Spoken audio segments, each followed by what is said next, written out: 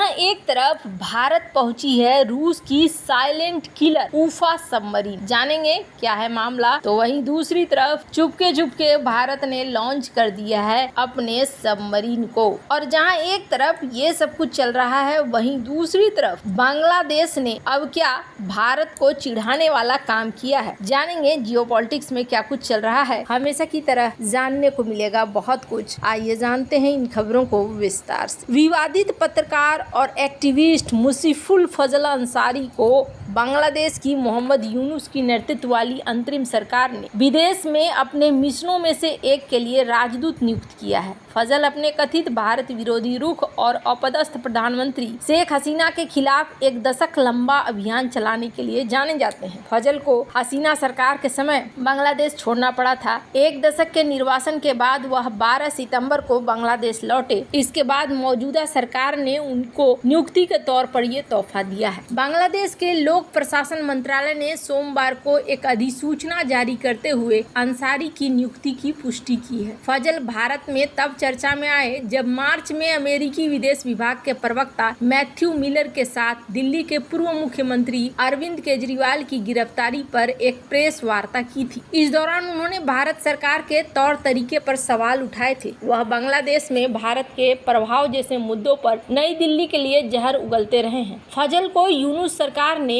3 साल के कॉन्ट्रैक्ट के साथ वरिष्ठ सचिव का दर्जा और विशेषाधिकार दिए हैं। मिशन के तहत उन्हें किस देश में भेजा जा रहा है, इस बारे में जानकारी नहीं दी गई है। सूत्रों ने कहा कि विदेश मंत्रालय जल्द ही उनकी पोस्टिंग के बारे में जानकारी दे सकती है। अंसारी की नियुक्ति ऐसे समय में हुई है जब अंतरिम सरकार ने अमेरिका, रूस और यूएई में अपने राजदूतों की संविदात्मक नियुक्तियों को रद्द कर दिया है। इन देशों में नए अफसरों को भेजा जाएगा। अंसारी 2001 से 2006 तक पूर्व प्रधानमंत्री खालिदा जिया के सहायक प्रेस सचिव रहे थे, जो बांग्लादेश में शेख हसीना की मुख्य प्रतिद्वंदी है। अंसारी बीते काफी समय से वाशिंगटन स्थित विदेश नीति पत्रिका साउथ एशिया पर्सपेक्टिव के कार्यकारी संपादक के रूप में काम कर रहे थे। अंसारी संयुक्त राष्ट्र अमेरिकी विदेश विभाग और पेंटागन को कवर करने वाले जस्ट न्यूज बीडी के संपादक और व्हाइट हाउस के संवाददाता भी हैं। खैर, जहां एक तरफ ये सब कुछ चल रहा है, वहीं दूसरी तरफ कहा यह गया कि क्या भारत और चाइना के बीच में जो ये बन रहा है एग्रीमेंट, ये एग्रीमेंट क्षणिक है। तो आपको बता दूं, 2 घटनाएं हुई है जिस घटना के बाद आपको समझ में आ जाएगा कि भारत ऐसा नहीं है कि इस हिसाब से नहीं चल रहा है। रूस की पनडुब्बी ऊफा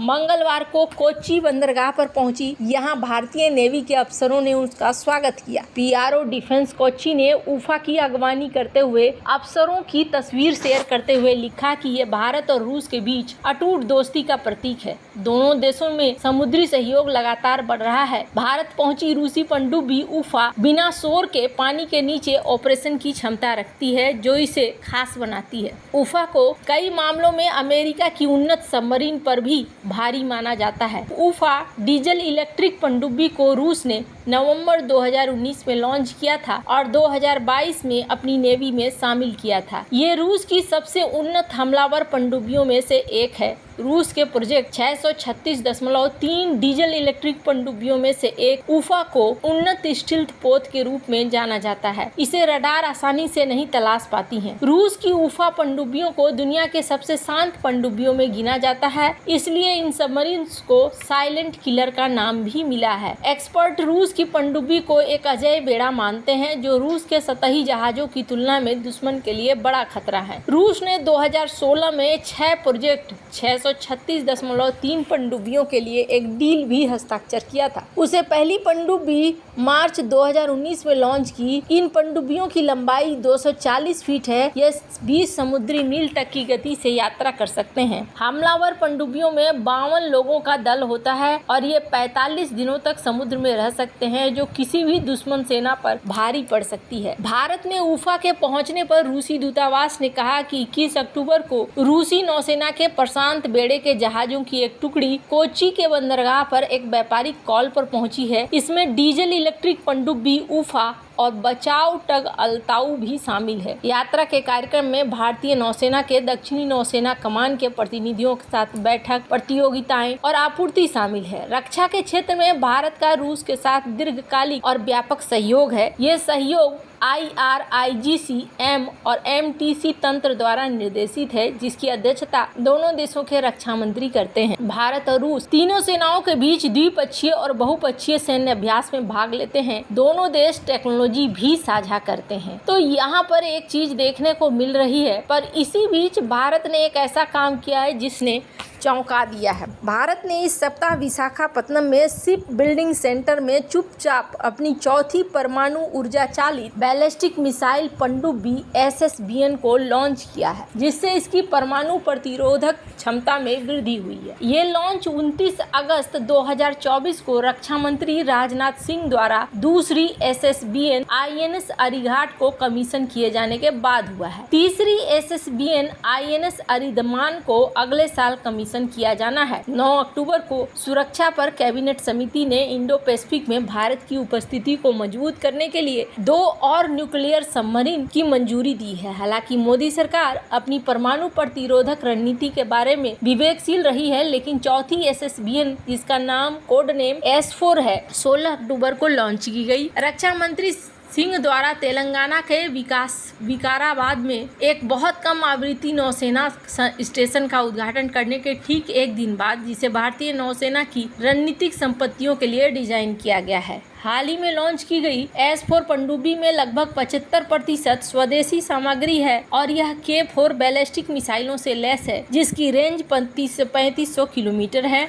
इन्हें वर्टिकल लॉन्चिंग सिस्टम के जरिए दागा जाता है, जबकि SSBN INS अरिहंत 750 किलोमीटर की रेंज वाली K15 परमाणु मिसाइलों को ले जाती है। S4 सहित उत्तराधिकारी विशेष रूप से K4 मिसाइलों से लैस है। इन पनडुब्बियों की रेंज और सहन शक्ति लगभग असीमित है। परिचालन सीमाएं केवल खाद्य आपूर्ति और चालक दल की थकान रखरखाव की जरूरत परिभाषित होती है। INS अरिहंत INS अरिघाट पहले से ही गहरे समुद्र में गश्त कर रहे हैं और भारत को 2028 तक पट्टे पर रूसी अकुला क्लास परमाणु ऊर्जा से चलने वाली हमलावर पनडुब्बी मिलने वाली है। समानांतर रूप से छठी डीजल इलेक्ट्रिक कलवरी क्लास पनडुब्बी INS वाक्सीर इस साल दिसंबर में चालू होने की उम्मीद है। भारत की SSBN चीन जैसे दुश्मनों के खिलाफ अपनी रणनीति के लिए महत्वपूर्ण है, क्योंकि विमान वाहक डोंगफेंग 21, डोंगफेंग 26 जैसी चीनी लंबी दूरी की मिसाइलों के लिए लगातार कमजोर होते जा रहे हैं। नतीजतन सरकार ने भारतीय नौसेना के तीसरे विमान वाहक की तुलना में परमाणु पनडुब्बियों को प्राथमिकता दी है। इसके अलावा फ्रांसीसी नौसेना समूह के सहयोग से